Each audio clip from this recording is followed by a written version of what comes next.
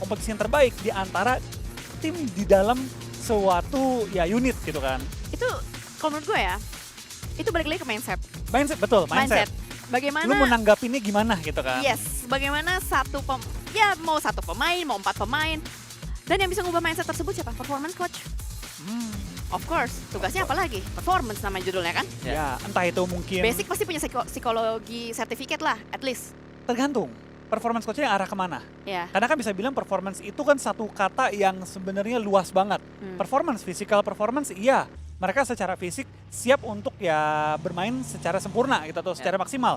Secara psikis mereka juga ready, mental ready, mereka tidak adrenalin rush yang terlalu parah, mereka juga lebih tenang saat bermain, tidak anxiety, tidak ketakutan pas main gitu kan, gak geter. Itu semua baik lagi, performance coach itu sebenarnya sebuah kata yang sangat luas. Yes, tapi lagi ngomongin performance RRQ, keculik satu pemainnya. Tiba-tiba RRQ cepet banget rotasi, dia langsung nyebrang ke arah Pulau SMB karena mungkin faktor zona yang sangat ekstrim membuat mereka ingin menjadi tim pertama yang menduduki area kekuasaan di Pulau SMB. Tapi siapa yang sangka tim Secret juga sudah siap sedia berjaga menjadi pembegal di bagian jembatan. Karena memang yang menjadi penguasa di bagian Novo kan udah pasti tim Secret dong. Ya, Secret sejauh ini selalu berada di Novo Repnoye dan mereka memprediksi kemana tim-tim ini akan datang. Salah satu jalur masuk yang paling umum adalah jembatan. Dan 2 jembatan saat ini sudah dikuasai oleh 2 tim yang berbeda. Tim Secret menguasai area kanan, lalu Team Entertainment menguasai area sebelah kiri yang sedang kita lihat. Exozip terus membuka skopnya untuk bersiap, jaga-jaga kalau ada tim yang nantinya menuju ke area jembatan ini. Yang nantinya akan lewat jembatan kiri, salah satu yang sudah pasti adalah tim Vampire. Karena kita tahu bersama Vampire tadi kan sudah terspot dengan begitu jelas ada di Primors. Logikanya mereka akan lewat jembatan kiri atau justru akan lewatin area laut menggunakan kapal dari Veripier muter menuju ke SMB. Dan inilah proses di saat lapar harus tumbangkan satu pemain dengan elim paling tinggi di RRQ sudah hilang. Ini yang gue sebut tadi, data yang tidak menggambarkan skill seseorang. Lapar, datanya sangat bagus gitu kan.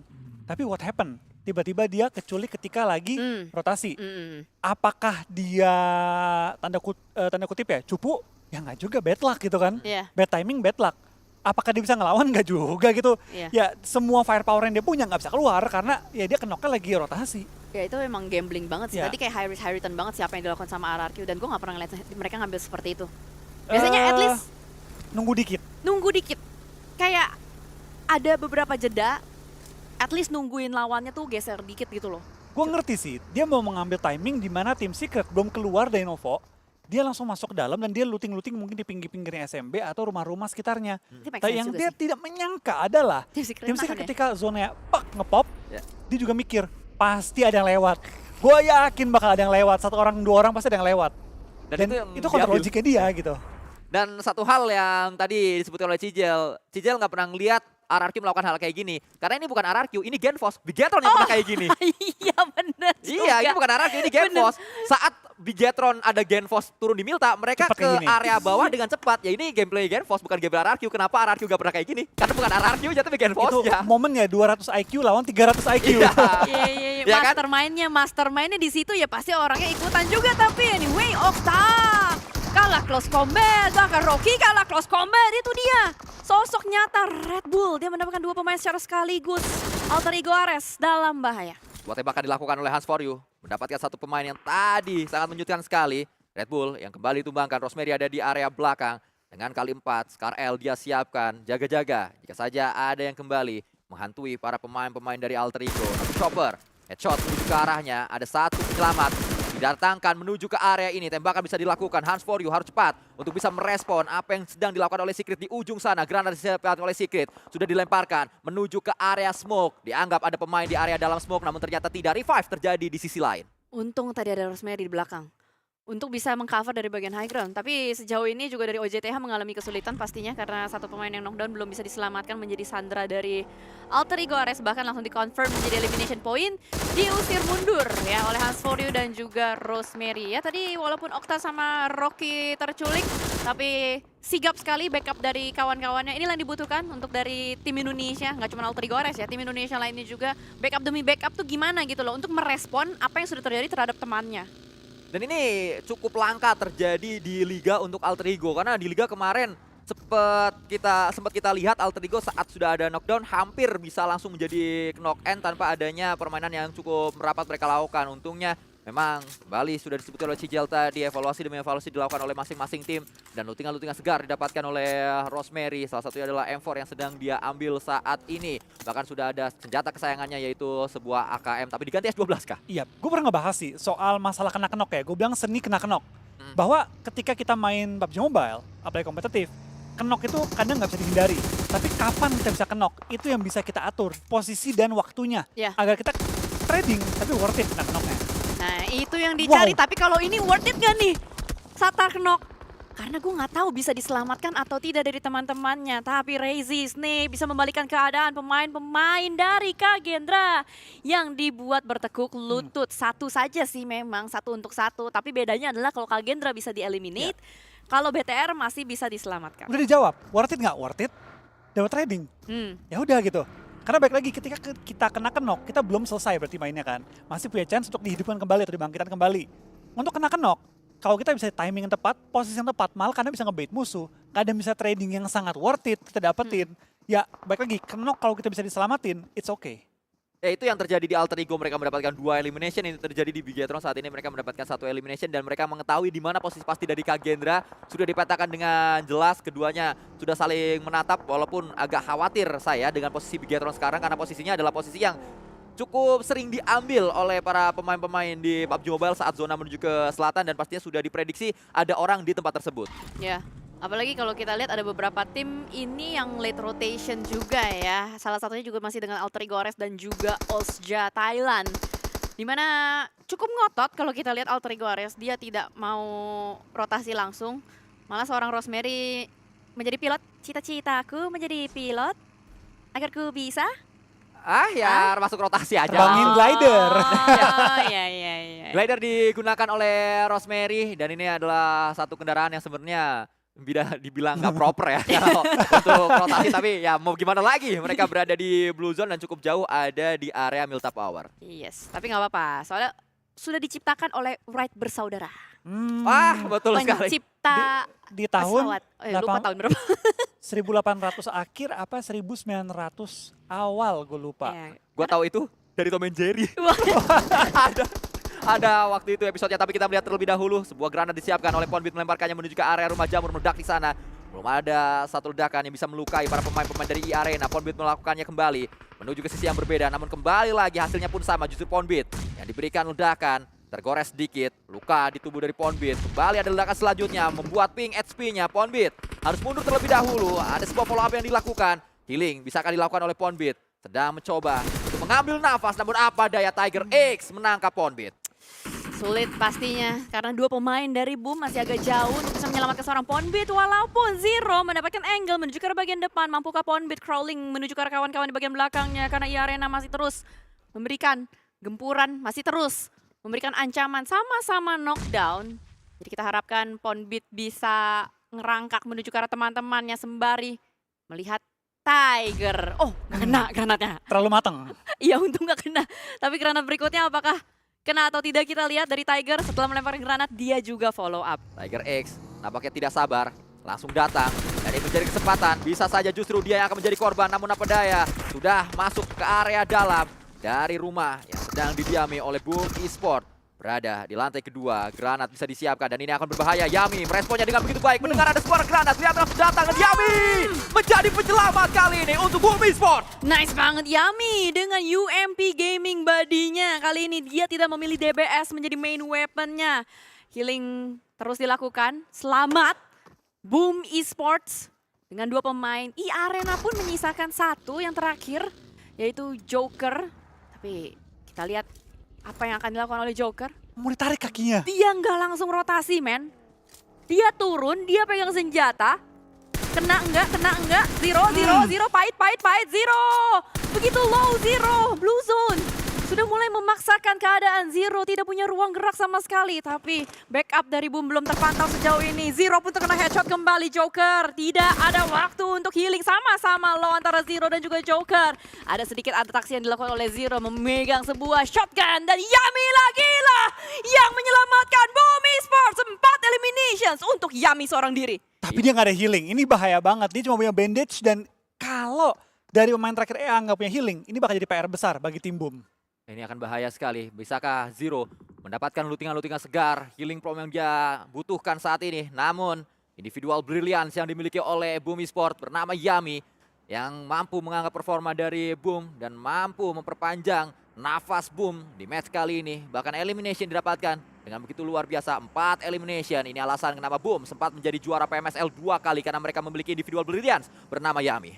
Dan masalahnya kekhawatiran untuk Boom masih berlanjut. Sebenarnya di belakang dari Boom masih ada 2 tim lagi, tapi kamera sudah bergeser menuju ke arah bagian kantor dari RRQ. 1 granat dari Nerpeko dilontarkan menuju ke arah bagian depan. Siap-siap mereka menyambut kedatangan dari Bigetron. Federalis pun sama halnya sudah menyiapkan sebuah taktik ancaman. 2 pemain dari RRQ sedikit terkunci, pastinya sulit 2 melawan 4 saat ini. Nerpeko dan juga Hazel yang bertahan di sana. King Peko melemparkan granat. Belum ada hasil didapatkan oleh dirinya. Kembali disiapkan. Akan coba dipantulkan nampaknya granat tersebut. Matang granatnya. Lemparkan sedikit. Terpantul. Namun kembali belum ada 1 luka yang didapatkan oleh pemain-pemain Bigetron. Nerpeko terpantau memiliki M249 Rainbow yang memiliki senjata begitu banyak. Dan itu adalah satu senjata yang sangat mungkin untuk melakukan clutch kepada pemain-pemain yang masuk bersama-sama. Sebuah peluang kembali didapatkan oleh Nerpeko dengan melemparkan granat. Reizi memikirkan langkah selanjutnya naik menuju ke area atas. Dan memang kalau kita lihat posisi dari RRQ ruang geraknya sangat-sangat dikit sekali. Mereka yang harus menunggu kedatangan dan siapa yang sangka Team Secret join the fight dari bagian kejauhan. Membuat push dari Bigetron sedikit terdelay. Karena dari Snape pun perlu melakukan penyelamatan terlebih dahulu. Akankah 1 granat dari Nerpeko bisa connect kali ini? 3, 2, 1 siap dilempar. Kameranya geser dulu. Karena di bagian luar juga masih ada Strangers dan Boom Esports yang bertegur sapa. Lagi-lagi ada 2 tim yang tertahan rotasinya karena memang saling menunggu satu sama lain. Rangers terlambat mereka untuk melakukan rotasi beriringan dengan jalannya Blue Zone. Namun kita berpindah kembali menuju tempat yang berbeda saat ini. Reizi harus dikembangkan. Justru yang mendapatkannya adalah Terang X dari area yang cukup jauh. Tim Secret mengganggu sekali dan Hazel pulang menuju ke lobby bersama dengan pemain-pemain RRQ yang lainnya. 0 points untuk RRQ. 2 game yang sangat buruk kita bisa bilang untuk RRQ setelah melihat mereka progres sangat baik di Super Weekend. Match terakhir dapat chicken juga. Tapi untuk di final kayak kita harus menurunkan ekspektasi kita sedikit untuk RRQ. Sembari melihat ke arah Alter Ego Ares yang dimana saat ini mereka sedang berusaha untuk ngezoning out pemain-pemain dari Team Secret. Sedari tadi Team Secret lah yang terus mengganggu ya pemain-pemain dari Bigetron juga karena memang posisi dari Team Secret ada di bagian high ground dan Boom juga sudah harus tereliminasi karena memang mereka susah untuk masuk. Ada Strangers, ada Sidal juga yang ngejagain pemain-pemain mereka. Tapi tadi Voin, tadi gue sempat melihat ada 3 tim yang ketahan. Voin, Flash, sama Boom. Berarti Voin sengaja dia ya, late rotation biarin Boom masuk duluan, barulah mereka nyusul. Nah selamat gak nih? Nah ini susah nih, karena mereka melewati begitu banyak tim yang udah ready dan emang siap untuk menunggu tim-tim yang masuk telat. Ya, sebuah hal yang nampaknya cukup menyulitkan untuk beberapa tim-tim lain. Namun nampaknya overlap berhasil dilakukan oleh Voin menuju ke dalam zona duluan dan selamat 2 pemainnya. Ini adalah sebuah magis yang dimiliki oleh Voin, tapi apa daya ternyata sampai mereka di zona tidak selamat 1 pemainnya. Harus tumbang Potato menjadi korban karena sudah ditunggu oleh Vampire.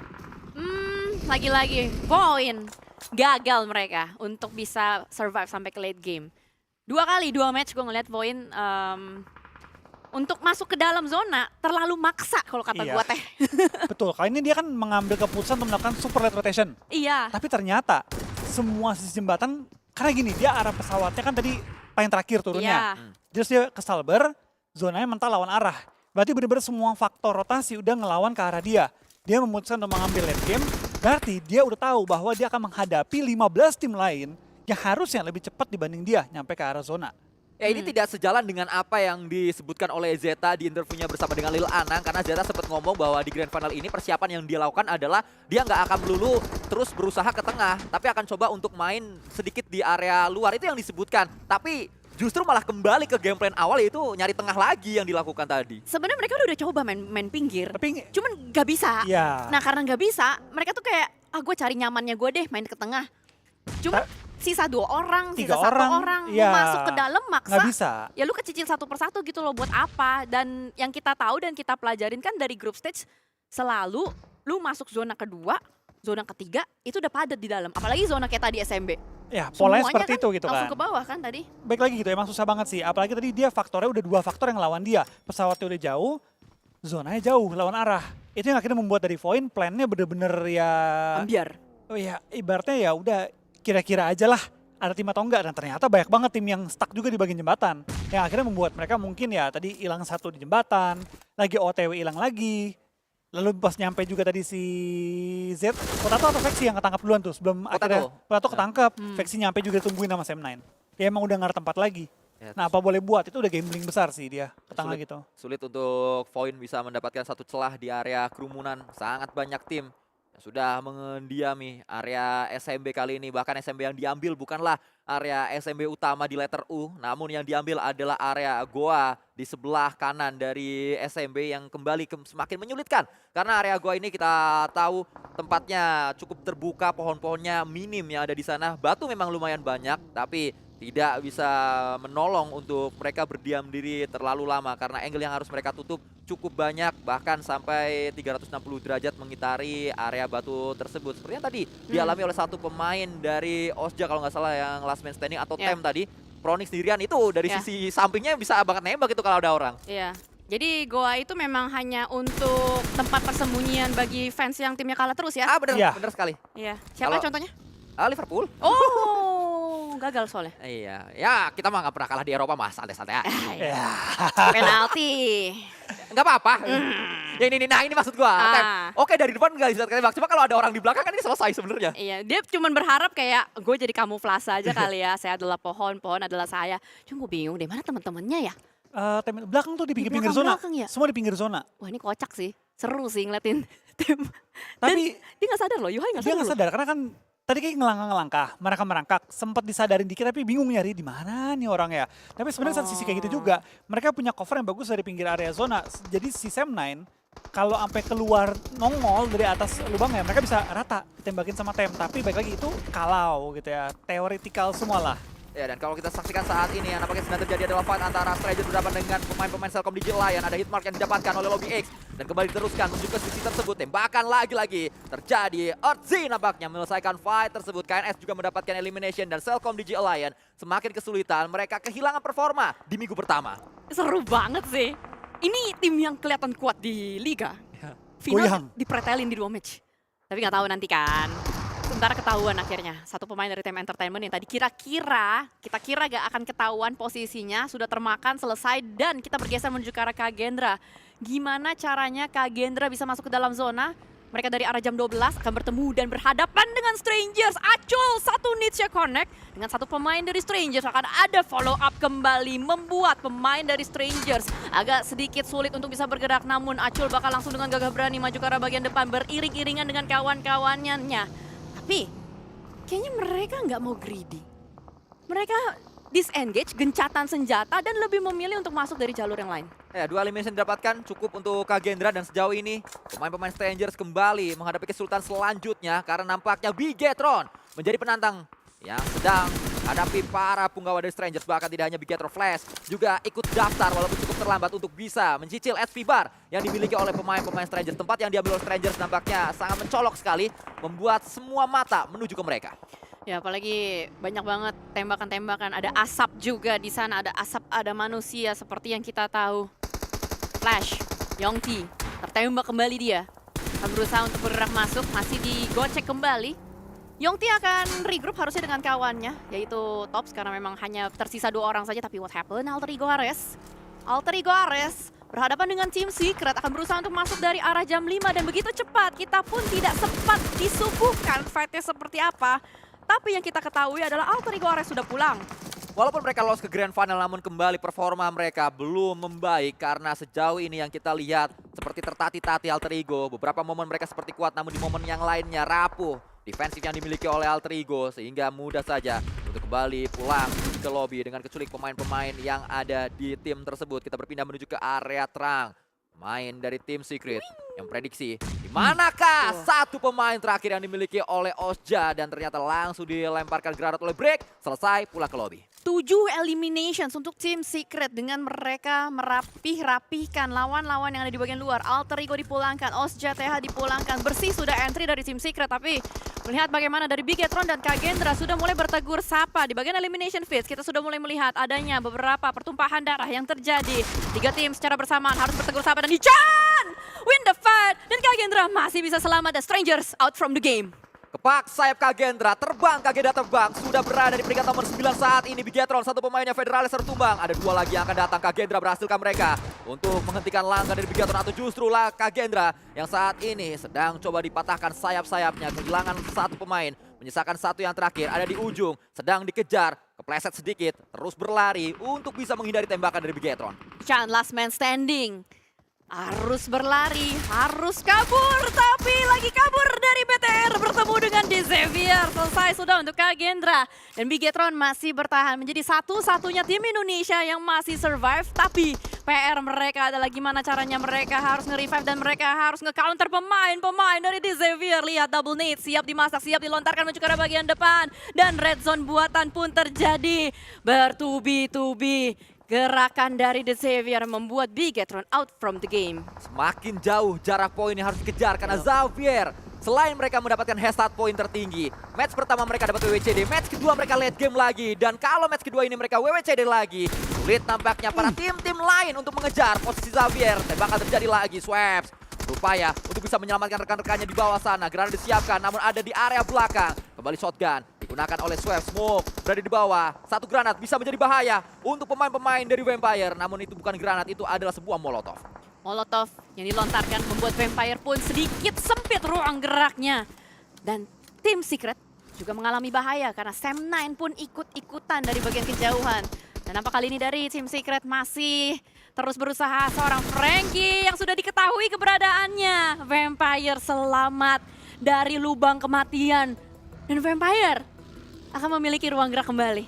Frankie tidak memiliki granat. Andaikan tadi yang dilempar adalah granat, sudah pasti itu mantul dan bisa menyelesaikan 3 pemain bersamaan. Sayangnya itu molotov tadi. Atau bahkan timingnya, granatnya yang meledak di tengah-tengah udara. Ya. Bisa kelar semua tadi itu. Kembang Tapi api sayangnya ya, kembang api gitu kan. Tapi ya balik lagi, molotov yang dilontarkan ternyata juga agak kejauhan dikit, akhirnya nggak nge-pressure ke arah Vampire. Tapi ngerinya di action juga Vampire. 2 game mereka mainkan, dua-duanya masuk dalam jajaran top 4 lagi. Gelo sih. Nih speedometernya tuh tahan terus nih 80 km per jam atau 100 km per jam. 80 dong, 80 dulu ya? batas kecepatan. Batas aman ya. Iya. Jadi nggak ngegas-ngegas banget, nanti takutnya habis bensin. Oh. Kalau terlalu pelan nanti panas di akhir. Iya, jadi pas nih mereka ya. Pas nih 80 km per jam. Nah, ini yang berbahaya sekali. Kembali tembakan dilakukan oleh Lamborghini tuh Bang Mika. Challenge main Xavier dengan begitu keras. Namun tidak hanya Xavier, Vampire juga di-challenge oleh tim yang sama yaitu Sam9. Sam9 sedang menantang 2 raksasa di Grand Final ini. Sam9, Trexy. Jadi mana ini adalah satu kepala dari Sam9. 2 granat juga sudah mulai dilomparkan.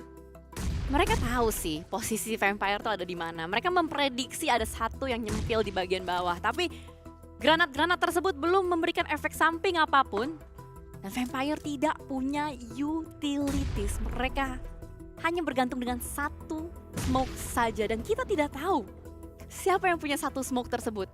Apalagi kalau kita bilang posisi dari Vampire ini cukup butuh smoke. Apalagi Nuzi masih nang jauh di Mato. Satu pemain Vampire sudah terculik kembali. Pemain dari Sam9 masih terus membangun sebuah barikade yang sangat kuat. Mereka tidak membiarkan pemain-pemain dari Vampire ini masuk. Dan yang menjadi bahaya, Xavier bisa back to back ini kalau begini caranya. Ya karena Vampire fight bersama dengan Sam9, mereka fokus sekali membuat ruang terbuka untuk Xavier. Lihat bagaimana cara Xavier melakukan sebuah pergerakan, mereka menuju ke utara dan mereka sedang mencoba untuk bisa menangkap pemain-pemain yang ada karena high ground dikuasai oleh Xavier. Xavier pun sedari tadi kalau kita sempat teliti sedikit, mereka cicil pergerakan. Karena yang di bawah sibuk, ya kan? Sam9 sibuk sama Vampire, Vampire-nya sibuk nahan selama mungkin, mikirin juga gimana caranya Nuzi masuk. The Xavier bakal memanfaatkan high ground yang tadi sudah diungkapkan oleh Sanskoy. Mau kemana Nuzi? Yang dapetin malah si The Xavier juga seorang para Jin. Bayangkan betapa enaknya positioning dari The Xavier. Dan saat ini yang menjadi eksekutor untuk Vampire adalah Sam9. Sebuah rotasi yang kembali nampaknya harus dibangun oleh beberapa tim menuju ke area tengah dari zona. Dan itu yang diambil oleh Xavier, mulai berputar di area utara. Itulah dia, terpantau sedikit Xavier memutar kembali setirnya dan mendapatkan satu pemain terakhir yang dimiliki oleh Vampire. Selesai sudah Vampire out from the game. Dan kali ini sebenarnya masih ada 3 tim. Satu pemain tim Flash tuh nyempil di bagian luar sedari tadi. Seorang Tops sendirian saja. Ini udah jelas sih perhitungan dari Albert Einstein pasti The Xavier. Pasti. Iya. Walaupun kita nggak tahu. Siapa tahu tiba-tiba Sam9-nya Masih ada satu Menang. zona lagi, Jel. Masih ada zona ke-8. Kalau sampai mental ke bagian bawah, Sam9. Sam9. Tapi Iya. karena Sam9 nggak bisa maju juga nih. Kalau sampai zona ke atas, fix Dex. Karena zonanya mental. Tapi Topsnya bisa ganggu ini. Tapi ini udah ngedonat ya, ini murni ngedonat nih. Ya. Berarti nggak ada mental-mentalan ekstrim.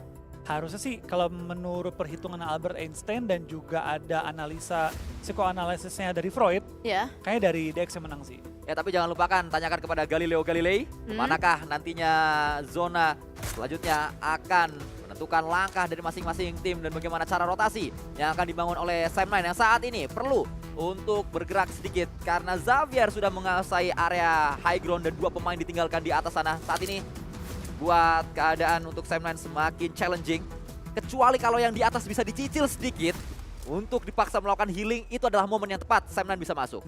Tapi sejauh ini nih belum ada gitu loh dari Sam9 untuk membuka sebuah pergerakan. Nah itu baru satu Viren dibersihin, Topsnya, wasitnya dihilangin dulu biar mereka berbicara 4 mata saja. Dan bebas mainnya udah nggak ada wasit. Iya udah gak ada wasit, udah gak ada kartu merah tuh. Ya tapi Lamborghini mendapatkan satu pemain, Mika didapatkan, Trexy mendapatkan Adeti. Sebuah trading yang cukup baik, ada sebuah tracking yang dilakukan. Viren mendapatkan seorang device.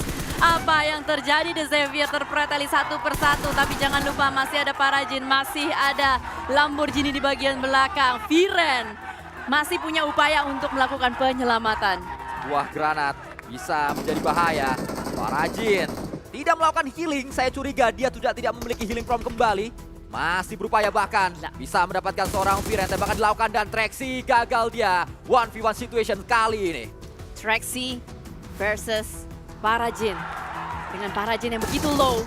Parajin gak punya healing from lagi.